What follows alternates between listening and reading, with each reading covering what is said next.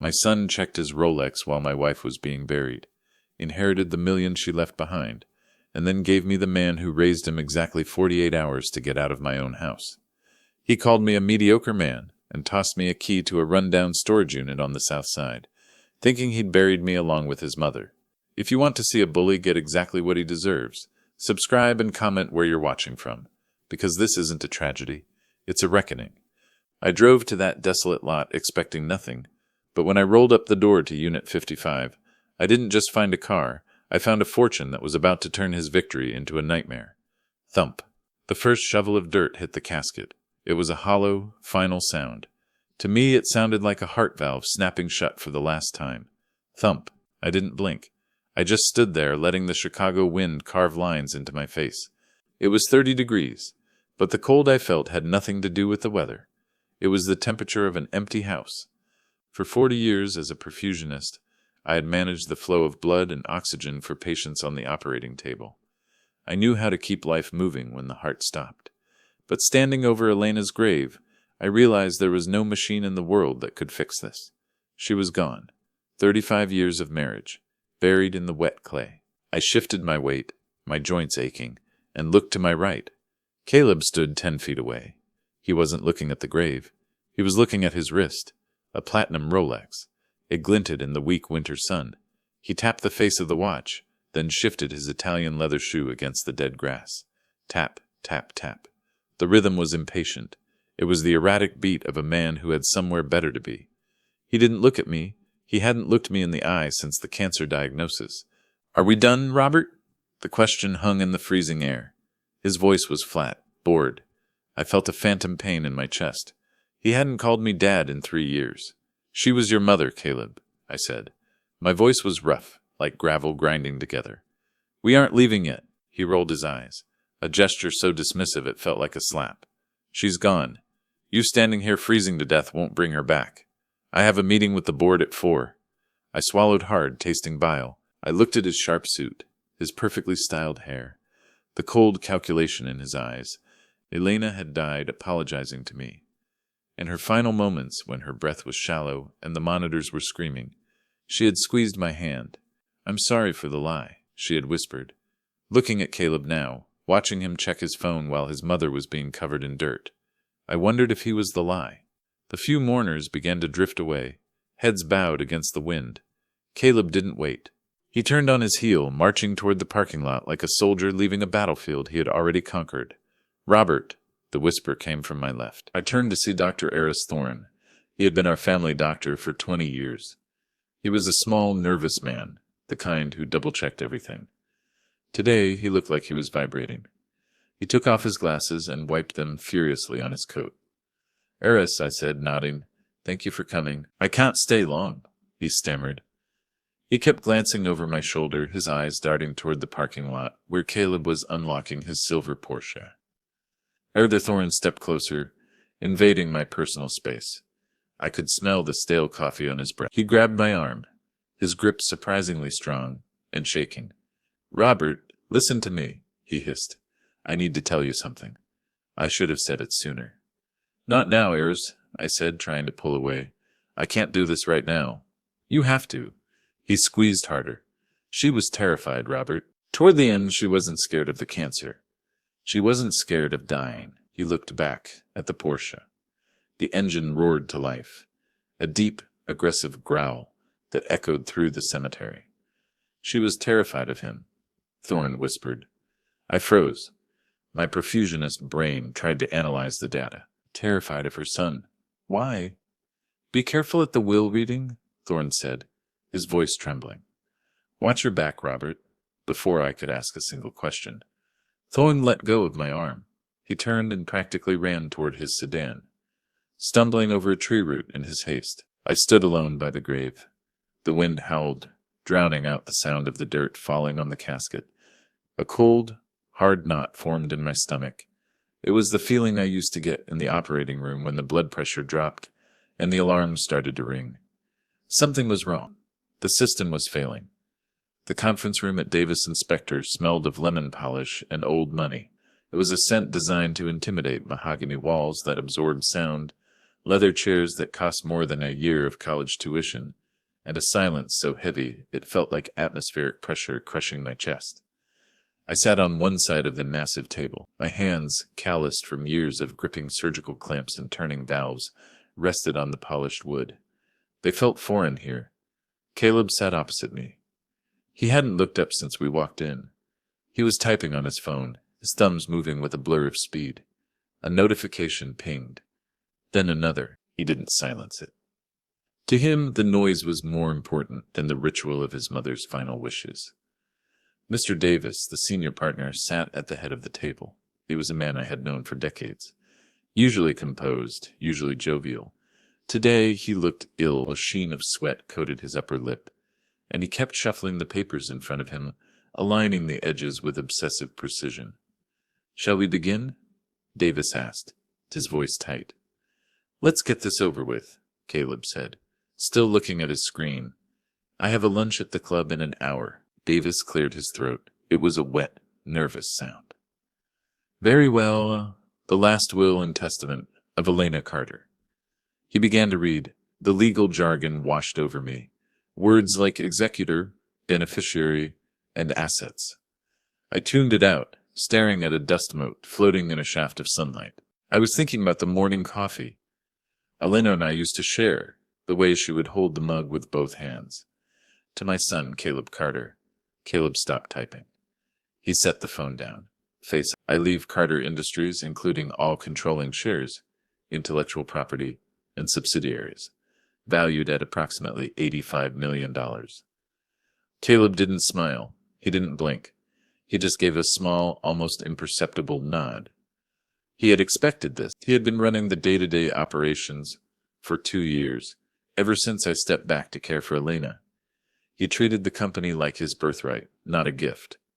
"I leave the family estate in Lake Forest," Davis continued, his voice dropping a decibel, "valued at $12 million, and all liquid assets, stocks and bonds, totaling $8 million. The room went silent.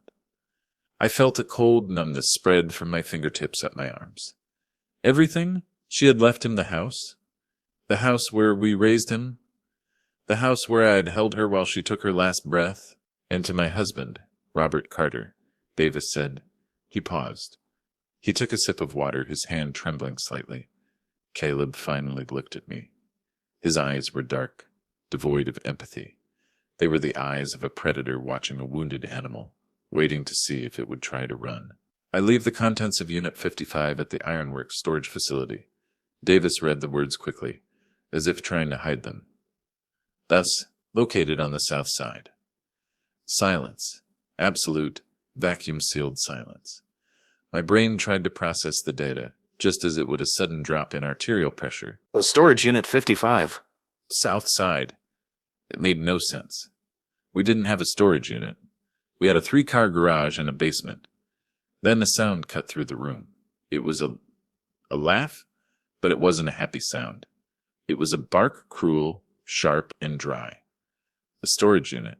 Caleb leaned back in his leather chair, a smirk twisting his face. "Seriously? That's it?" "Caleb," I said quietly, "show some respect." "Respect?" He stood up, buttoning his suit jacket. The movement was fluid, practiced. "Mom left the empire to me, Robert. She left the legacy to the person who could actually handle it. And she gave you—" "What? A pile of old junk in the slums?" "That isn't just a business," I said, my voice rising. "I built that company. I spent 30 years building it from a garage while you were in diapers. And you let it stagnate." Caleb shot back. He leaned over the table, placing his hands flat on the wood. "You were too soft, too cautious. Mom knew it. That's why she did this. She knew I was the shark.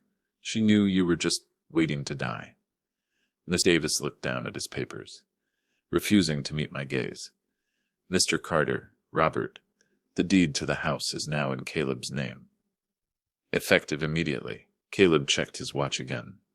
"The platinum Rolex. You have 48 hours to vacate the estate, Robert." I stared at him. The boy I had taught to ride a bike. The boy I had carried on my shoulders. "That is my home," I whispered. "Not anymore," he sneered. I'm listing it on Monday. The market is hot, and I don't need a museum of sentimental garbage weighing down my portfolio. He walked toward the door, then stopped and looked back. His expression wasn't angry. It was worse. It was pitying. You're a mediocre man, Robert. You always were. I'm done carrying you. He walked out. I sat alone in the boardroom. The word hung in the air like toxic smoke. Mediocre. I looked at my hands again. These hands had held human hearts. They had sustained life when the body wanted to quit. I wasn't mediocre, but as I looked at the empty chair where my son had sat, I felt smaller than I ever had in my life. I built the company. He inherited it. I built this family. He dismantled it. And Elena, my Elena, she had handed him the wrecking ball. The sound of a zipper closing is usually quick. A sharp sight, but in the master bedroom, it sounded like a heavy door sealing a tomb. I packed a duffel bag, not a suitcase. A suitcase implies a trip, a vacation, a return. A duffel bag is for running away, or for being thrown out. I moved through the room like a stranger. I didn't touch the mahogany dresser I had bought for our 10th anniversary. I didn't look at the view of the lake where we had watched fireworks every July. I focused on the essentials. 3 shirts, my shaving kit, a pair of work boots, and 1 photo. It was from our wedding day. Elena was laughing, her head thrown back, her eyes crinkled with what I thought was pure joy. I looked at my younger self in the photo, strong, confident, oblivious. I placed it gently between the shirts. Was that smile fake? Had she been acting even then? Sane. I walked out of the room. I didn't look back. Downstairs, the house was silent. The grandfather clock in the hall ticked, counting down the seconds until I was gone. Martha, our housekeeper for 15 years, was waiting at the bottom of the stairs. She was wringing her hands, her knuckles white. Her face was blotchy from crying. "Miss Carter," she whispered, her voice trembling. I can't believe this." "It's all right, Martha," I said, though my voice felt hollow. "He's the owner now." She looked up the stairs, terrified. She lowered her voice to a breath. "He's wicked, sir. I heard him on the phone this morning, in the study." I paused. Who was he talking to? "Mr. Sterling," she said. The name hit me like a physical blow. Marcus Sterling, the corporate raider, the man who had tried to bankrupt my company in the 80s, the man who represented everything I despised: greed without purpose, power without conscience. "Are you sure?" I asked, my grip tightening on the duffel bag. She nodded rapidly, tears spilling over. He called him Dad, sir." My blood ran cold. The perfusionist in me noted the physiological response: heart rate spike, adrenaline dump, peripheral vasoconstriction. My hands went numb. "Dad, get out," Caleb's voice boomed from the living room. He walked into the hallway, holding a tumbler of scotch. It was barely noon. "Stop talking to the help, Robert," he said, taking a sip. "She has work to do. Unlike you." I looked at him, really looked at him. The jawline, the aggression, the eyes. For 30 years I had seen myself in him because I'd wanted to. Now, with the blinders off, I saw something else. I saw a stranger. I squeezed Martha's shoulder gently. "Thank you, Martha, for everything." I opened the heavy oak front door. The rain had started, a cold, miserable Chicago drizzle. "You're weak," Caleb called out. He didn't move to close the door. He just watched me step into the rain. That's why Mom respected me more. She knew I was a shark.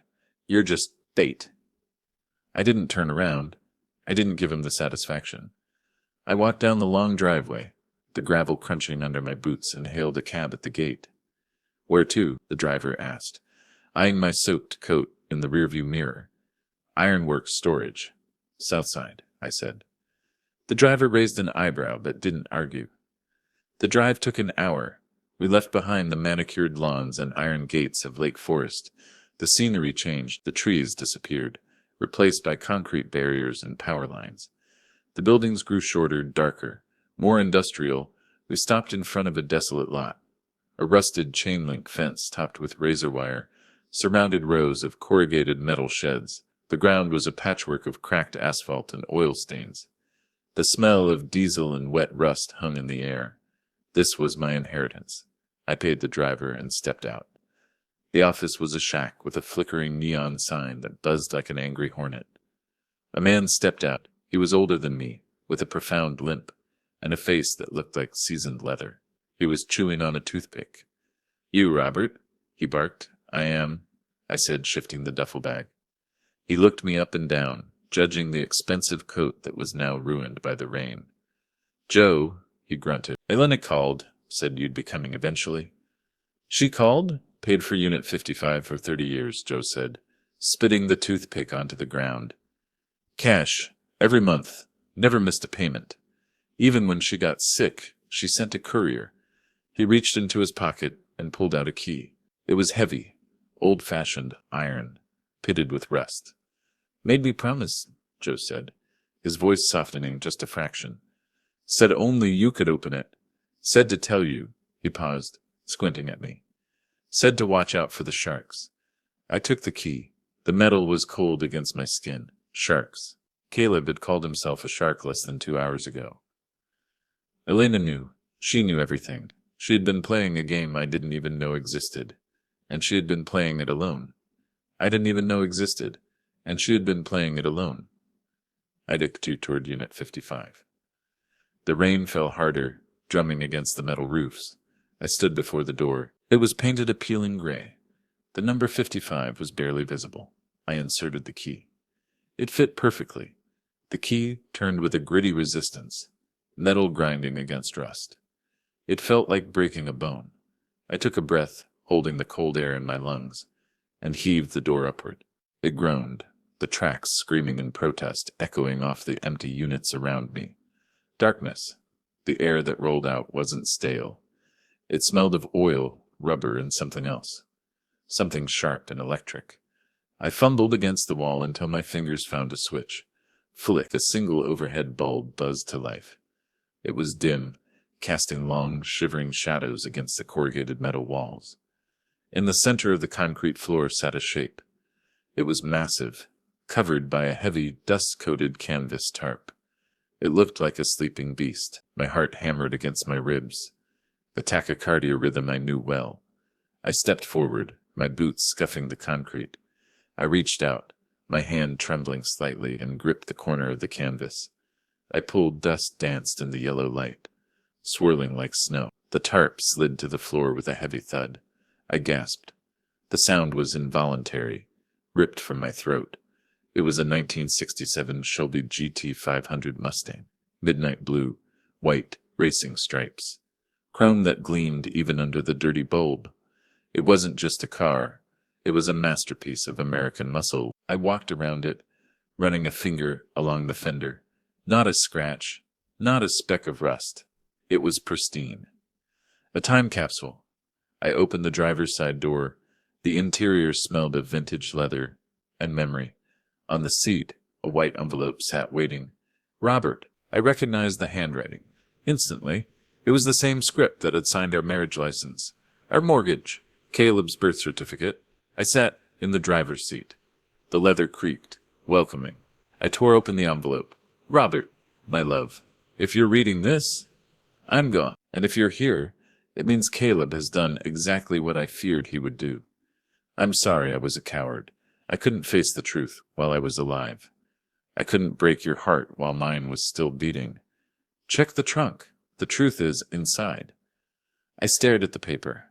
Coward? Elena was the strongest woman I knew. She had fought cancer for 3 years without a complaint. What was she afraid of? I got out of the car. My legs felt heavy, like I was walking through deep water. I went to the back of the Shelby and popped the trunk. It wasn't empty. The trunk was lined with heavy velvet. Inside, stacked in neat, impossible rows, were bars. Gold bars. They absorbed the dim light, glowing with a dull, heavy heat. Next to the gold were stacks of cash, strapped bundles of $100 bills. I did a quick visual estimate. $10 million in currency. Maybe more in gold. My brain stalled. This wasn't savings. This wasn't rainy day money. This was a war chest. Under the money sat a heavy steel safe, bolted to the floor of the trunk. A sticky note was attached to the dial. Your birthday. I spun the dial. Left, right, left, click. The heavy door swung open. Inside were 3 documents in plastic sleeves. First, a deed. The Broken Arrow Ranch, Jackson Hole, Wyoming. 6,000 acres. Paid for is full. Second, a passbook for a Swiss bank account. I opened it to the last entry. The balance was staggering.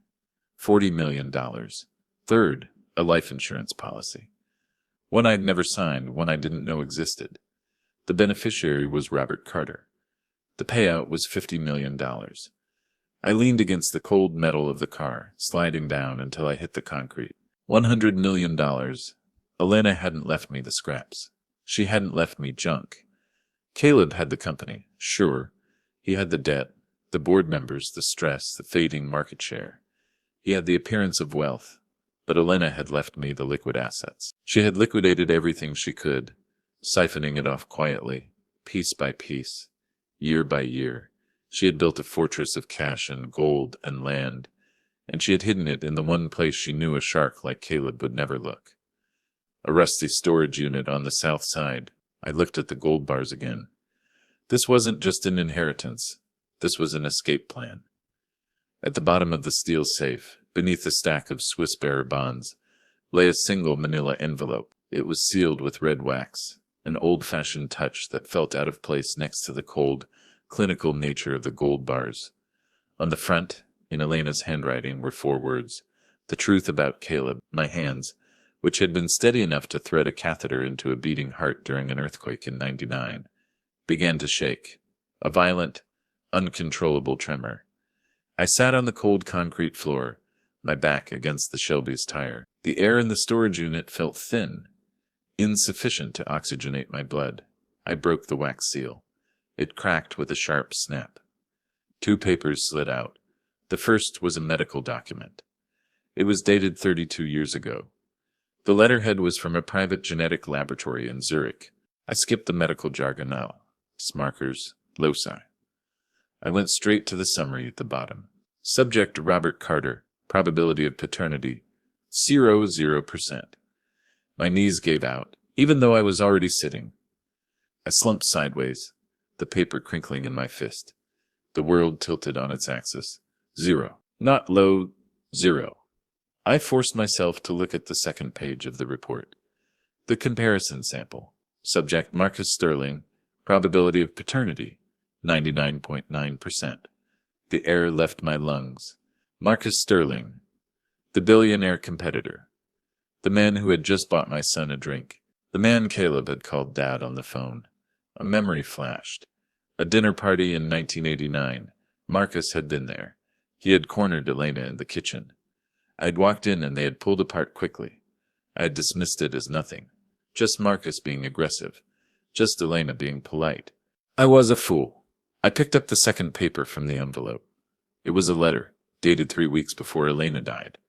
Robert, I know you are holding the test. I know your heart is breaking. Please listen. 33 years ago, the company was drowning. We were in debt. Marcus held the notes. He offered to save us. But the price was me. I stopped reading. I closed my eyes. The image of Elena, young and terrified, burned behind my eyelids. I made a mistake. One night, a desperate, foolish night to save your dream. When I got pregnant, I prayed it was yours. But when the baby was born, Marcus knew. He threatened to kill you, Robert. He said if I ever told you the truth, he would destroy everything you built and make sure you had an accident. The threat hung in the silence of the storage unit. Marcus was capable of. He was a man who solved problems by removing them. So I raised him. I raised Caleb as yours to protect you.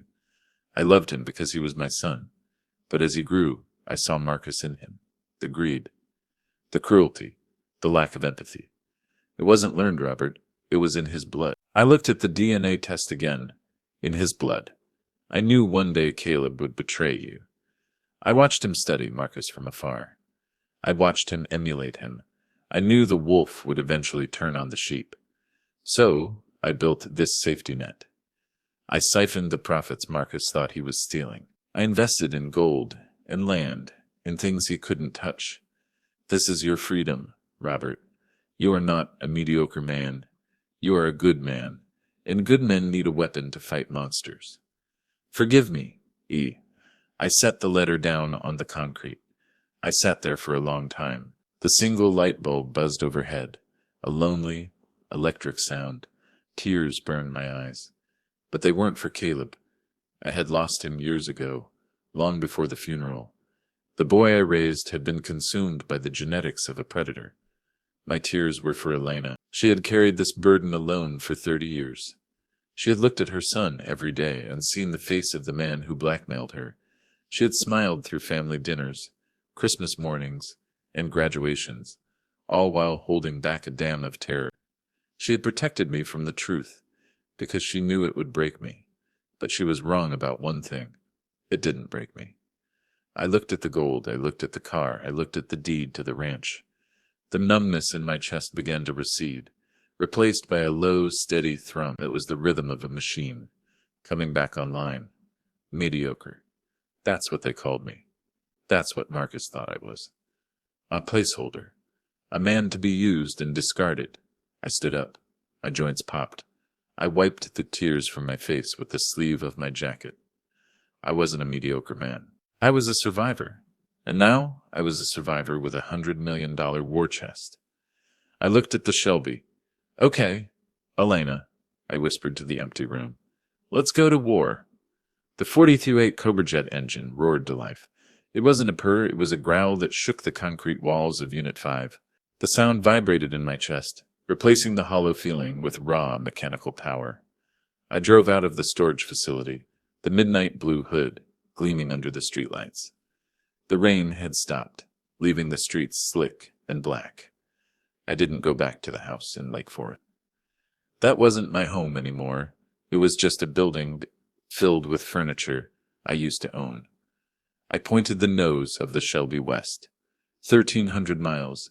That was the distance between the ruins of my life in Chicago and the sanctuary Elena had built in Wyoming. I drove through the night, fueling the car with premium gas and my body with bitter truck stop coffee. I watched the landscape change from the flat gray Midwest cornfields to the rolling plains of Nebraska, and finally to the jagged purple teeth of the Rockies.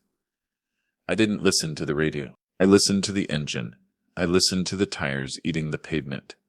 I listened to the silence where my family used to be. By the time I crossed the border into Jackson Hole, the sun was setting behind the Grand Tetons, casting long bruised shadows across the snow. The Broken Arrow Ranch was a fortress. It sat at the end of a 5-mile gravel driveway, hidden behind a thick wall of pine trees. The main house was massive, built of rough-hewn timber and stone. It looked like it had grown out of the mountain itself. I parked the Shelby in the heated garage. It looked at home there, next to a dusty pickup truck and a snow-o. Inside, the house was silent and cold. The furniture was covered in white sheets, like ghosts waiting for a haunting. I walked through the rooms, my boots echoing on the hardwood floors. In the study, I found what Elena had really left me. It wasn't just a ranch. It was a command center. One wall was covered in bookshelves. Behind a false panel of encyclopedias, I found a heavy steel door. The key from the storage unit fit the lock. Inside was a small, windowless room, a desk, a computer, and a stack of hard drives. Elena hadn't just been hiding money. She had been hunting. I sat down and booted up the computer. It hummed to life, the screen glowing blue in the dark room. There were files upon files, audio recordings, transcripts, emails. She had tapped Caleb's phone. My wife, the woman who grew roses and volunteered at the library, had bugged her own son's life the last 2 years. I put on the headphones. My hands felt cold.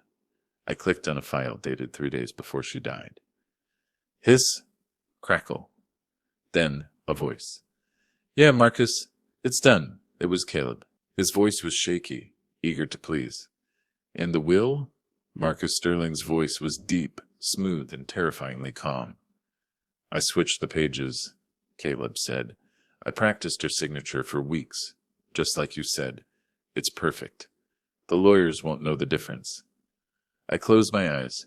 Forgery. Fraud. And Robert? Marcus asked. Caleb laughed. It was the same cruel bark I had heard in the boardroom.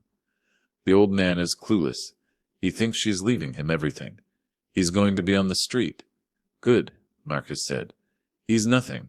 A mediocre placeholder. You're a sterling by blood, Caleb. Never forget that. I know, Dad. I know. I paused the recording. I took a breath. The air in the room felt thin. I clicked another file, dated yesterday.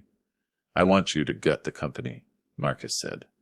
Move the assets to the shell corporations in the Caymans. Sell the patent portfolio to Sterling Corp for pennies on the dollar. Bankrupt Carter Industries. But the employees? Caleb asked. Forget them, Marcus snapped.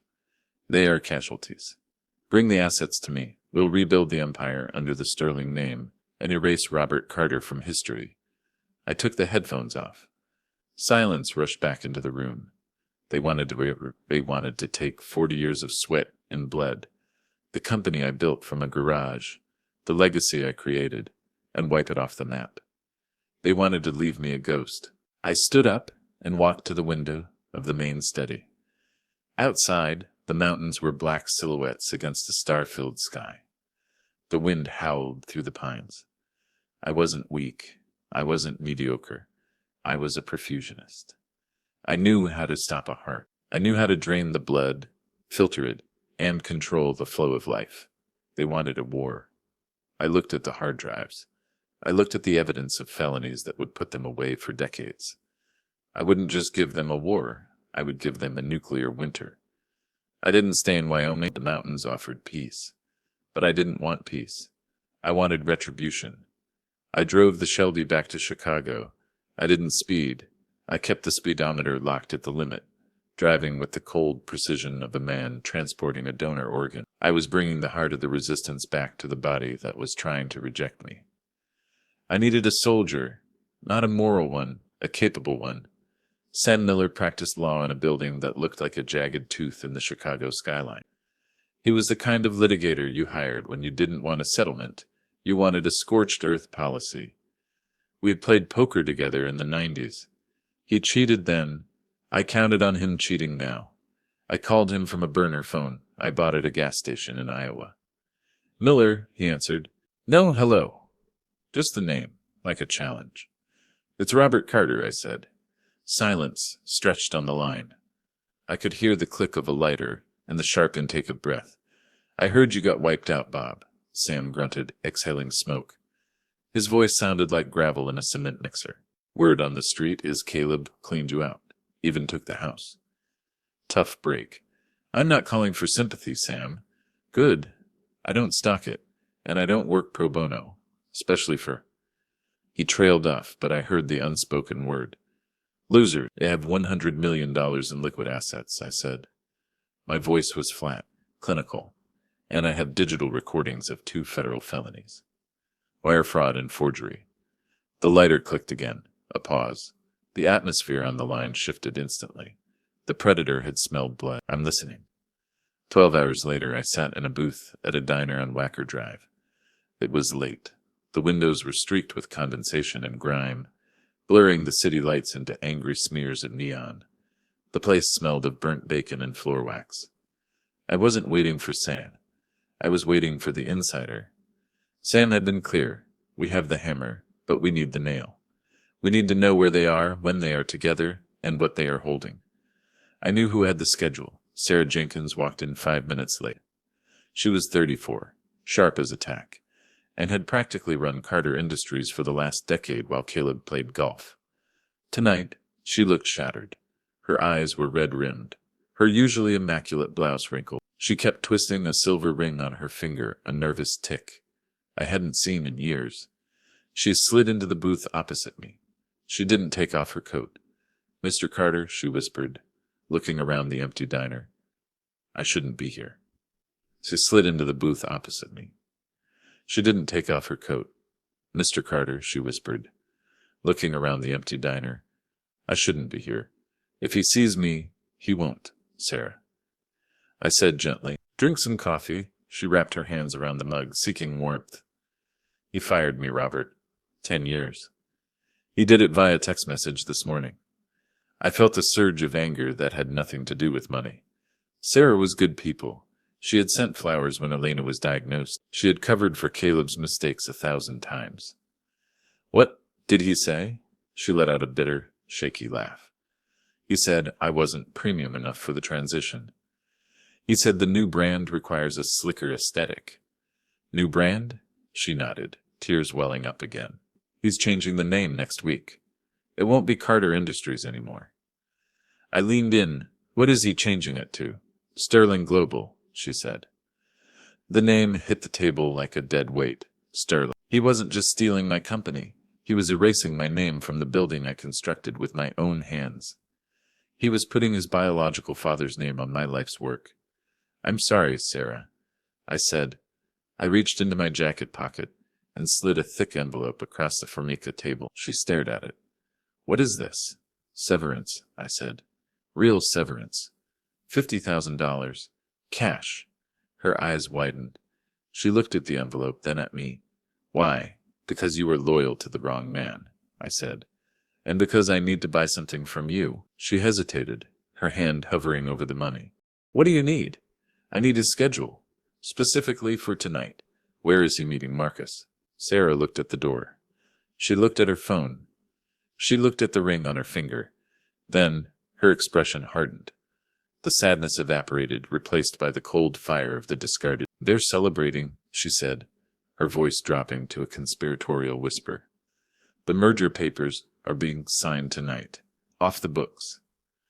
Where? The old distribution warehouse on the south side. The one on 35th. It's been empty for years. What time? 2 a.m., she said. Marcus likes the drama. He says real business happens while the city sleeps. She took the envelope and slid it into her purse. She looked at me, and for the first time in weeks, I saw a spark of hope in someone's eyes. Burn him, Robert, she whispered. Burn it all down. I nodded. Go home, Sarah. Turn off your phone. Watch the news tomorrow. She left. I sat alone in the booth. I checked my watch, 11:45 p.m. 2 hours to get the team in place. I wasn't a mediocre man. I was a perfusionist. And tonight I was going to stop the flow of blood to the tumor that was killing my family. I signaled the waitress for the check. Show time, I murmured. The Federal Building on Dearborn Street was quiet at midnight. The kind of quiet that feels heavy, like the air before a thunderstorm. I sat in a small, windowless conference room. Sam Miller was there, chewing on an unlit cigar. Across from us sat Special Agent Vance, a man with eyes like polished flint, and a suit that looked like it had been ironed with a heavy hand. On the table between us lay the hard drives from Wyoming. This is admissible? Vance asked, tapping the drive. Under the one-party consent laws of the state where the recordings were made, and considering the imminent threat of large-scale fraud. Sam smirked, a shark showing its teeth. It's not just admissible, Agent. It's a confession. Vance plugged the drive into his laptop.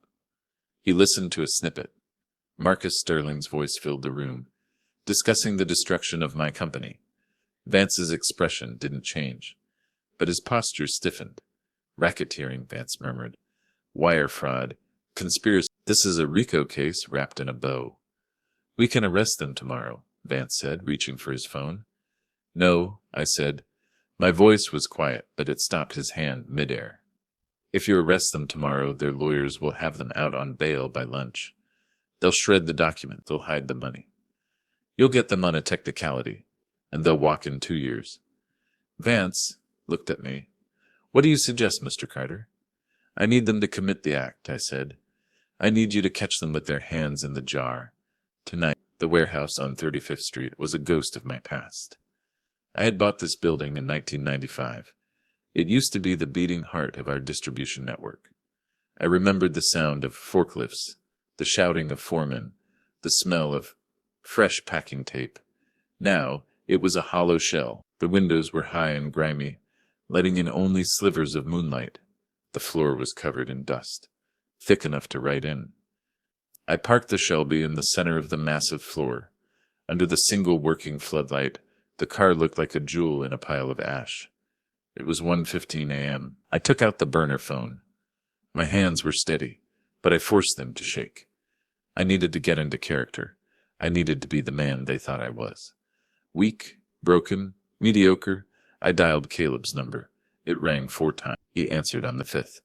His voice thick with irritation and background noise, clinking glasses, low laughter. They were already celebrating. What? Caleb snapped. Caleb, I wheezed into the phone. I pitched my voice up, making it sound thin and reedy. Caleb, please. Robert, he let out a sigh that was pure exhaustion. I told you, don't call me, I'm busy. I have nowhere to go, I stammered. I'm sleeping in the old warehouse, on 35th. It's so cold, son. Please. That building is condemned, Caleb said coldly. You're trespassing. I should call the police. I will leave, I said, letting a sob creep into my voice. I found some papers. In the trunk of the old car your mother left me. I don't understand them. The background noise on his end seemed to drop away. What papers? They look like tax forms, I lied. But they're strange. They list account numbers and names. What names, Robert? His voice was sharp now. Alert. Sterling Global, I whispered. And something about the Cayman Islands? And a ledger for the cleanup fund. Silence. Absolute dead silence on the line. I knew exactly what was happening. I could visualize it. Caleb holding the phone away from his ear, looking at Marcus, the color draining from his face. The Cayman accounts were their dirty secret. The slush fund they were using to launder the stolen assets. If I had the ledger, I had their freedom in my hands. Greed is a powerful hook. But fear is the line that reels them in. Don't read them, Caleb hissed. Do not read another word. I think I should take them to Mr. Davis, I said innocently. Maybe he can explain. No, Caleb shouted. No lawyers. You listen to me, Robert. You stay exactly where you are. Do not move. Do not call anyone. But I'm cold. I'm coming to get you, he said, his voice dropping to a faux soothing tone that made my skin crawl. We'll figure this out. Just keep the papers safe. I'll be there in 20 minutes. Okay, I whispered. Okay, son. And Robert? Yes? I'm bringing security, just to help you move your things. He hung up. I lowered the phone. The broken old man act vanished instantly. I stood up straight. He's bringing security, I said to the darkness. That means Mark. From the shadows behind a stack of rotting pallets, Sam Miller stepped out. He checked his watch. Predictable. From the catwalks above, a shadow moved. Then another. Agent Vance's voice came through a small earpiece I had inserted earlier. We are in position. Tactical teams at all exits. Snipers on the North Ridge. You are the bait, Mr. Carter. Stay near the car. I know, I said. I sat on a wooden crate next to the Shelby. I pulled my coat tighter, not because of the cold, but because of the chill in my soul. I looked at the dust motes dancing in the beam of the floodlight. I thought about the first time I held Caleb. He was so small. I had promised to protect him from the world. Now I was the world, and I was about to crash down on him. I waited. 10 minutes passed, then 15. Then the sound of tires on gravel. Heavy engines. Not one car. 2. They were here. Showtime, I whispered. The warehouse was a cavern of shadows. Dust motes floated in the single beam of the floodlight like microscopic stars. I sat on a wooden crate next to the Shelby, my hands resting on my knees. I focused on my breathing. In for 4. Hold for 4. Out for 4. It was the box breathing technique I used before connecting a patient to the bypass machine. Calm, surgical. Ready. The silence broke first.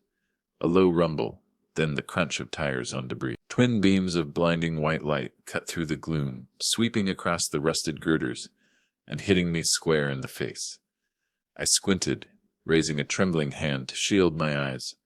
Part theatrical, part instinct. 2 vehicles. The first was the silver Porsche. It stopped aggressively, the nose dipping as the brakes locked. The second was a black limousine, moving with the slow, predatory grace of a hearse. The doors opened. Caleb stepped out first. He was wearing a tuxedo, the bow tie undone. hanging loose around his neck. He looked like a prince who had just left a coronation ball to deal with the garbage. "Where is it?" he snapped.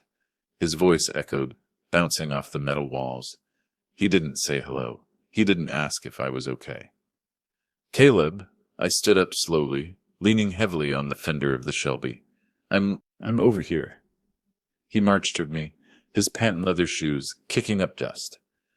He stopped 5 feet away, his face twisted in a sneer of disgust. "You look pathetic, Robert," he said, "living in a ruin, just like your career." Then the second figure emerged from the darkness. Marcus Sterling. He was older than I remembered, but he carried himself with a terrifying vitality. He wore a cashmere coat that probably cost more than the warehouse itself. He walked with a silver-tipped cane, not because he needed it, but because it was a weapon. Tap, tap, tap. He stopped beside Caleb. He looked at me, then at the car, then back to me. His eyes were cold, calculating, devoid of humanity. "So," Marcus said, his voice a smooth baritone. The rat finally came out of its hole. "Marcus," I said, letting my voice waver, "why are you here? This is family business." Caleb laughed. It was a sharp, barking sound. "Family? You think this is a family reunion?" He extended a hand, palm up. "Give me the papers, Robert. Now." I reached into my coat. My hand shook. This time, it wasn't acting. The adrenaline was hitting my system hard. I pulled out a thick manila folder. It was heavy, filled with blank printer paper I'd grabbed from the office supply store an hour ago. I didn't read them. I lied, clutching the folder to my chest. I just saw the account numbers. The Cayman Islands. Surely that's a mistake. "That's illegal, Caleb. It's none of your business," Caleb hissed. He snatched the folder from my hands with enough force to make me stumble back against the car. He ripped it open. He began to flip through the pages frantically. "It's just numbers," Caleb muttered, scanning the blank sheets in the dim light. "Where is the ledger? Where are the names?" I don't understand," I stammered. "Why are you doing this, son? I raised you. I gave you everything." Caleb stopped looking at the papers. He looked up at me. The mask of the dutiful son, the mask he had worn for 30 years, finally slipped completely. Underneath was pure, unadulterated contempt. "You didn't raise me," he spat. "You just fed me. You were a utility, Robert. Like a heater or a fridge. Necessary, but boring." He pointed a finger at Marcus. "This is my father," Caleb said. "Real blood. Real power. Not some perfusionist who spent his life watching other people live." I looked at Marcus. The older man smiled. It was a reptilian stretching of lips. "He's right, Carter," Marcus said, stepping closer. The smell of his expensive cologne, sandalwood, and musk overpowered the smell of dust. I told him the truth 3 years ago. We've been planning the transition ever since. "The transition?" I asked softly. "The reclamation," Marcus corrected, "taking back what belongs to the Sterling bloodline. Carter Industries was a waste in your hands. You were too soft. You let the employees keep their pensions. You refused to merge. You were stagnant. So you forged the will?" I asked, looking directly at Caleb. "You committed a felony to steal a house you don't even want." "It wasn't about the house," Caleb sneered. "It was about stripping you bare, leaving you with nothing. Mom was weak. She wanted to protect you. I fixed her mistake." "You forged her signature," I repeated, ensuring the microphone taped to my chest caught every syllable. "Every curve, every loop," Caleb bragged, his ego overriding his caution. "I practiced for weeks." Mr. Davis was too scared of Marcus to check closely. "It was easy, just like taking the company." "And now?" I asked. "What happens now?" Caleb looked at the papers in his hand, then threw them at my feet. They scattered across the dirty floor like dead leaves. "Now," Caleb smiled, "I'm going to sell this warehouse for scrap. And you? You can freeze? Or starve? I really don't care. You're going to leave me here?" "I'm done carrying you," Caleb said. He turned to Marcus. "Let's go, Dad. This place is filthy." Marcus nodded, a fitting end for a mediocre man. They turned their backs on me. They began to walk toward the light. toward their luxury cars, toward their victory. I stood up straight. I brushed a speck of dust from my lapel. The trembling in my hands stopped instantly. "You're right about one thing, Caleb," I said. My voice changed. It wasn't the wheeze of a broken old man anymore. It was the voice of the man who ran the OR floor. It was steel. They stopped. Caleb turned around, a frown creasing his forehead. "What?" "I am not your father," I said. The words hung in the cold air, heavy and absolute. Caleb rolled his eyes. "We just established that, you idiot." "No," I said, taking a step forward. "I mean, I know I'm not your father. I've known since I opened the safe." I saw a flicker of doubt in Marcus's eyes. He gripped his cane tighter, and I know, I continued, my voice rising, filling the warehouse, that my son, the son I raised, the son Elena loved, would never be this stupid. Caleb took a step toward me, aggressive. "Stupid? I just took everything from you? Did you?" I smiled. It was a cold, hard smile. "You just confessed to federal crimes in front of a witness." "What witness?" Caleb laughed, looking around the empty, dark warehouse. "The rats?" "No," I said. I pulled the burner phone from my pocket. I held it up. The screen was glowing. "The Federal Bureau of Investigation." I pressed the button on the side of the phone. Clank. The sound was mechanical and deafening, like a prison door slamming shut. High above us, the industrial floodlights, dormant for a decade, blazed to life. It wasn't a gradual illumination. It was an explosion of white, sodium-halide brilliance. The warehouse went from a tomb of shadows to a blinding surgical theater in a split second. The light was harsh, stripping away the gloom and exposing the rot of the building, and the men standing in front of me. My eyes. Caleb screamed, throwing his hands up to shield his face. He stumbled back, blinded, his tuxedo suddenly looking like a cheap costume. Marcus Sterling roared, shielding his face with his arm. "What is this? Who's there?" "That," I said, my voice cutting through the chaos, "is the United States Department Document Justice." Sam Miller stepped out from behind the Shelby. He wasn't hiding anymore. He walked into the circle of light, chewing his unlit cigar, looking like a bulldog who had just found a bone. "Gentlemen," Sam smiled. It was a terrifying smile. "You have the right to remain silent. Though frankly, you've already said plenty. Federal agents, don't move. Hands where we can see them." The command echoed from every corner of the warehouse, from the office catwalks, from the loading bay doors, from the shadows behind the crates. Men in FBI windbreakers emerged with weapons drawn. The red laser sights danced across Caleb's chest and Marcus's expensive cashmere coat.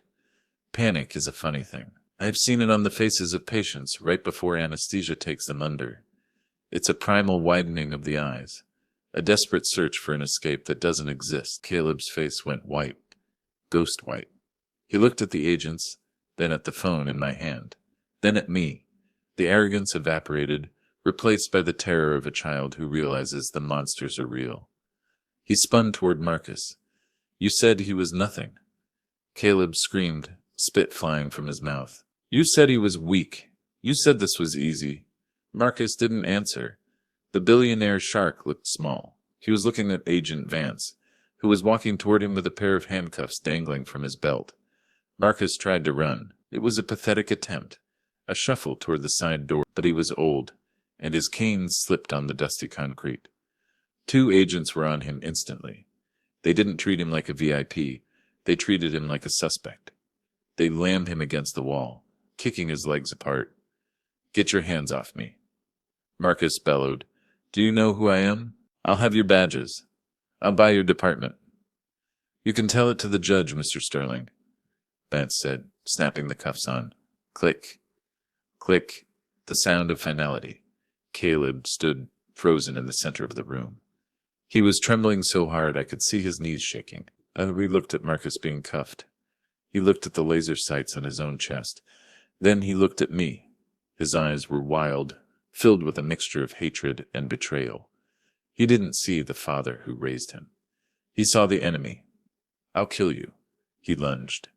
It was a desperate, flailing attack, He rushed at me, fingers curled into claws, screaming incoherently. I didn't flinch. I didn't move. I didn't have to. An agent hit him from the side like a linebacker. It was a brutal, efficient tackle. Caleb hit the concrete hard face first. The air left his lungs in a wet whoosh. "Stay down," the agent shouted, pressing a knee into Caleb's back. Caleb writhed, his tuxedo tearing at the shoulder. "Get off me! Get off!" He was pulled up roughly, his hands wrenched behind his back. The handcuffs bit into his wrists. I walked over to him. I stopped 3 feet away, just out of spitting distance. Caleb looked up at me. His nose was bleeding. His hair was a mess. He was crying ugly, heaving sobs. "Dad," he whimpered. The anger was gone, replaced by pure, desperate manipulation. "Dad, please. Tell them. It was a mistake. I didn't mean it." I looked down at him. I felt a pang in my chest, a phantom pain where my son used to be. But the man in front of me wasn't my son. He was a stranger who shared Marcus Sterling's DNA in his cruelty. "It's over, Caleb," I said softly. "Please," he begged, straining against the cuffs. "I'm your son. You can't let them take me." I leaned in closer, my voice steady, devoid of the warmth he had exploited for 30 years. "My son died when you forged his mother's signature," I said. "Or maybe he never existed at all." I straightened up and looked him in the eye. "Goodbye, Sterling." The agents grabbed his arms and began to drag him toward the waiting cruisers outside. "Dad! Dad!" His screams echoed through the warehouse, bouncing off the metal walls, growing fainter as they reached the door. "Dad!" I didn't answer. I didn't turn away. I watched until they shoved him into the back of the car.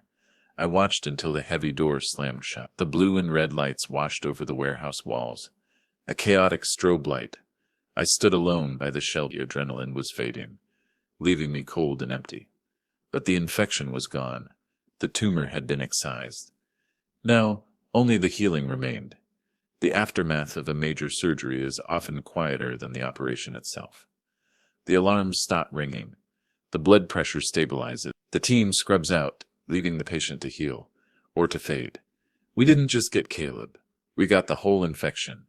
The wiretaps from Wyoming, combined with the confession in the warehouse, created a legal net, so tight even Marcus Sterling's army of lawyers couldn't cut through it.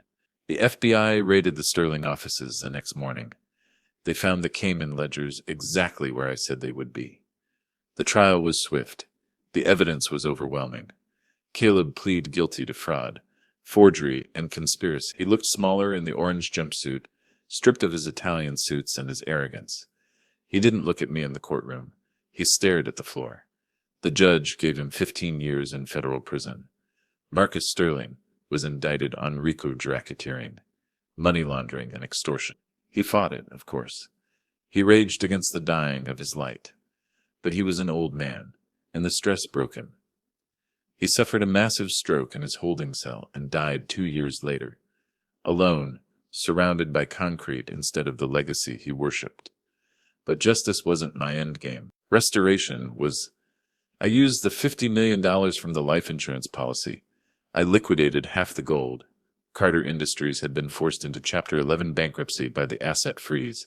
The stock price had plummeted to pennies. The sharks on Wall Street circled, waiting to pick the carcass clean. I didn't let them. I walked into the bankruptcy court and bought my own company back. I paid cash. A week later, I walked through the glass doors of the headquarters I had built 30 years ago. The lobby was silent. The receptionist looked terrified. Rumors had been flying, layoffs, liquidation, the end of the road. I took the elevator to the top floor.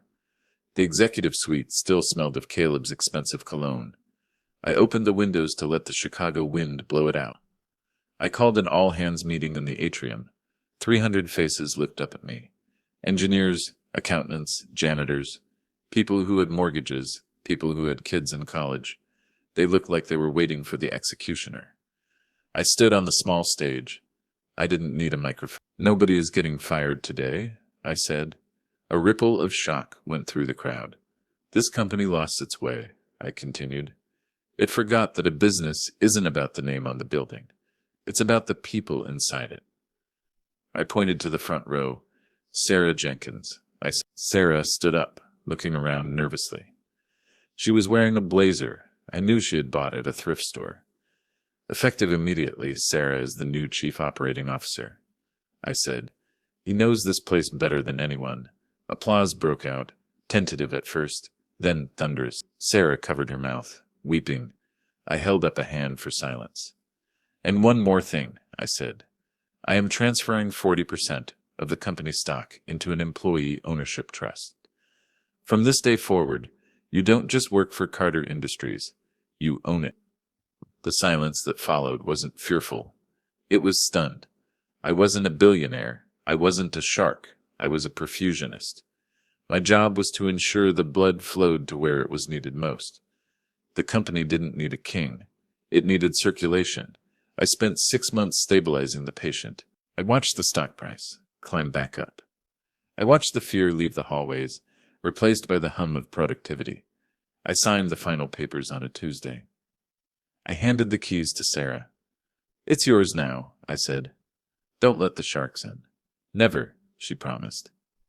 I walked out of the building. I didn't look back. I got into the Shelby, the engine rumbling like a contented cat. I drove west again. The city faded in the rearview mirror. The noise of Chicago, the sirens, the construction, the ambition fell away. I crossed the Mississippi River. I crossed the plains. When I saw the Grand Tetons rising like jagged teeth against the blue sky, I felt something I hadn't felt in years. My chest felt light. The phantom pressure was gone. I pulled into the Broken Arrow Ranch.